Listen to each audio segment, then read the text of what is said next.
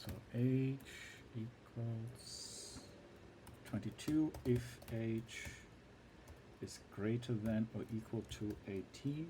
Remember the colon here at if statements. Then message eligible. Else, and if you do the else statement, we remove the indentation, colon,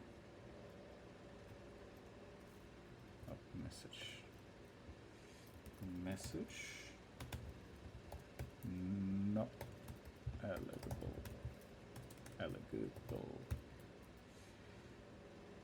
and then remove the indentation and then print open bracket message close bracket. Now if we run this, h22 output eligible, and if I change it to 11, not eligible. Okay, so this works, but now there's a way to write the same thing in a kind of more human readable way. It's called a ternary operator. Ter from 3, and nary, just like binary, is 2, unary is 1, ternary is 3, and it goes like this. So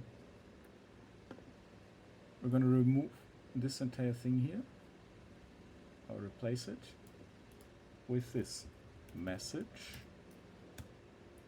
equals eligible if, okay, that is the if condition, age is greater than or equal to 18, else not eligible,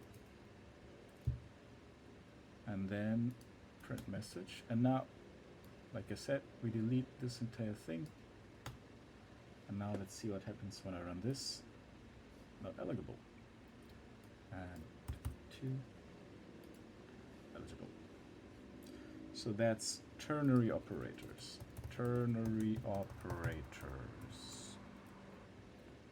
It's a ternary operator.